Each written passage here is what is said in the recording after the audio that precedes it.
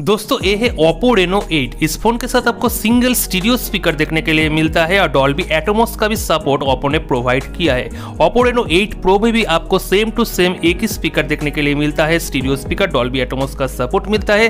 दोस्तों आज इस वीडियो के अंदर इस फोन का मैं रियल लाइव साउंड टेस्ट करूंगा।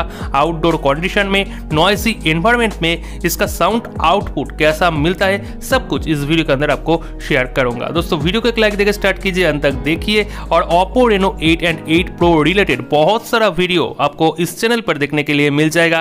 कैमरा टेस्ट, फुल रिव्यू और इस फोन का जो स्पीड टेस्ट है, रैम मैनेजमेंट है कैसा है, सब कुछ मिलेगा। इसलिए सब्सक्राइब कर दीजिए चैनल को और नोटिफिकेशन को बेल को प्रेस करके ऑल कर दीजिए।